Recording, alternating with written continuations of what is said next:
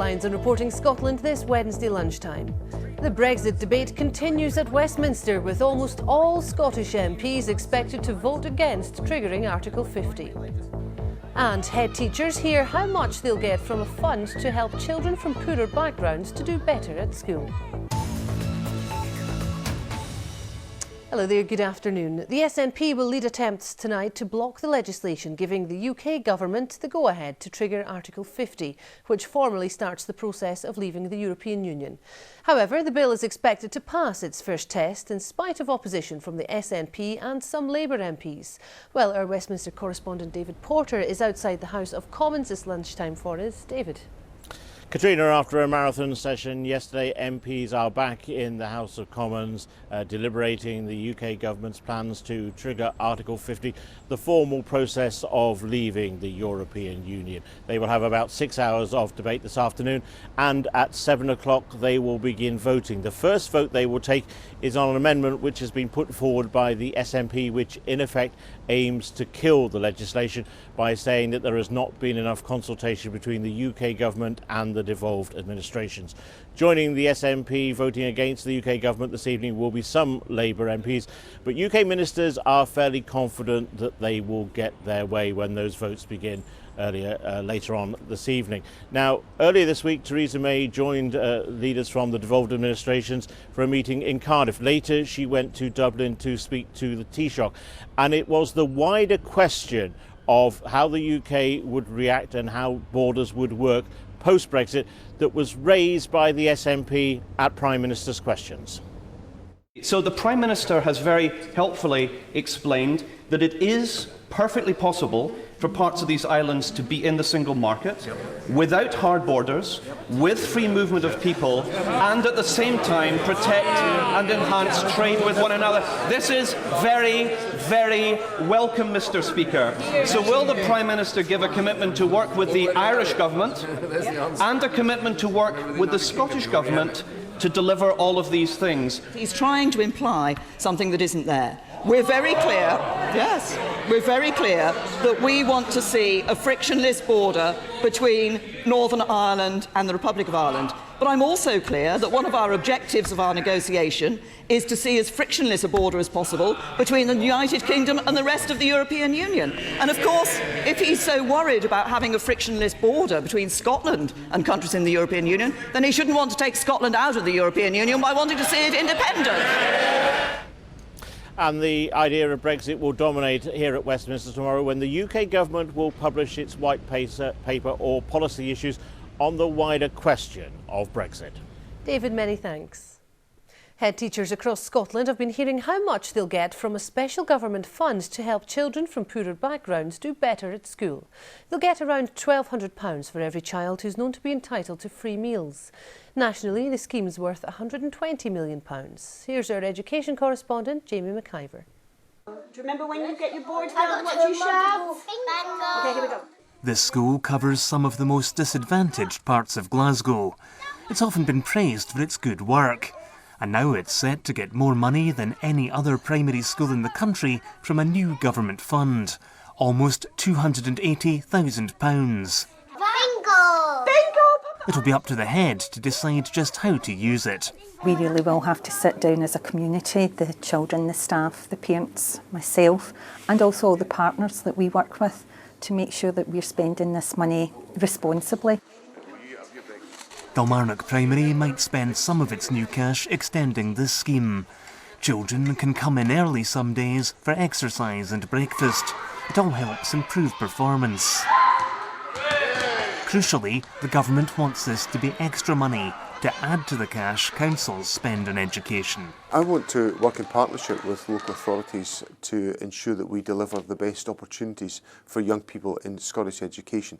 What the government is doing is putting £120 million of resources out of government expenditure directly into the schools of Scotland to support the efforts that we're putting in place to close the attainment gap. This school thinks it's had a windfall. Other schools will get relatively modest amounts or may get nothing at all. Overall council budgets are under huge pressure.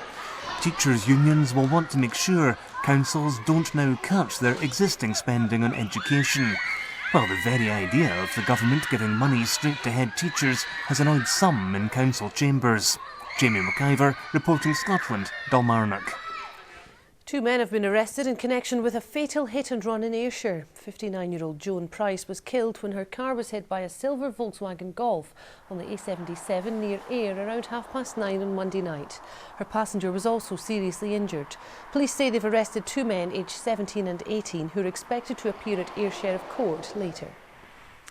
Radiohead, Kasabian and Biffy Clyro will headline a new music festival in Glasgow Green this summer. The 3-day Transmit Festival will fill the gap left by Tea in the Park this July.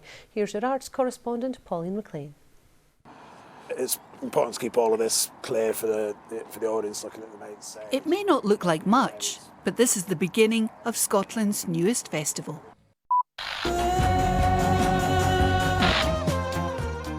But it's all about the music, really, and it's a fantastic lineup. Radiohead, Kasabian and Biffy Clyro as our headliners. We've also got Catfish and the Bottlemen, Belle and Sebastian.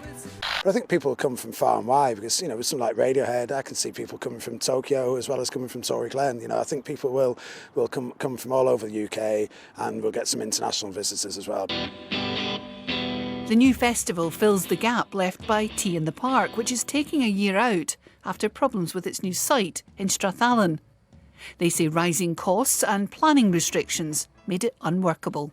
It's huge costs that are not scalable according to the capacity. They just think, anything you want to do there sits under full planning permission, as though we're building a hotel or a factory or a housing estate.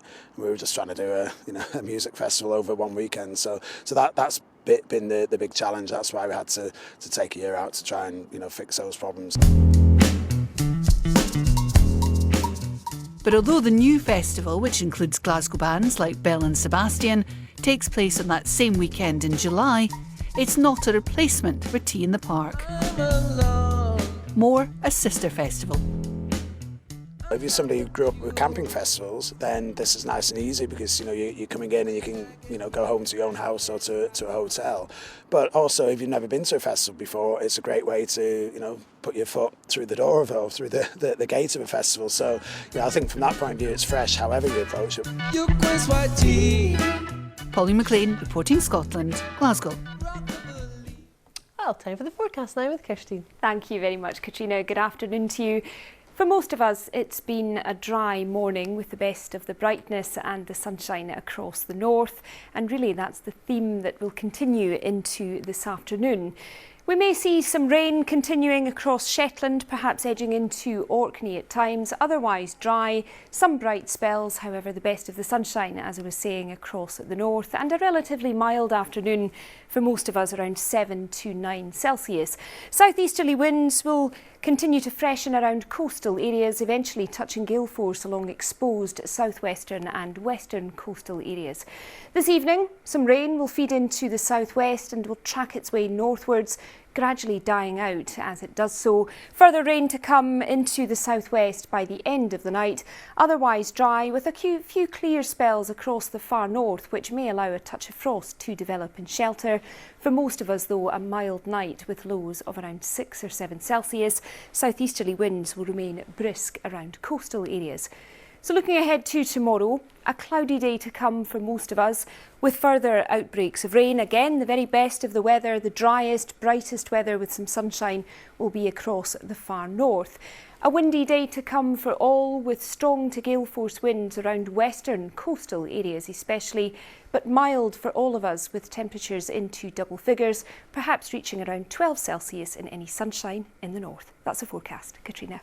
Thanks very much for that, Kirsty. And that's all for now from everybody here. Have a very good afternoon. Bye-bye.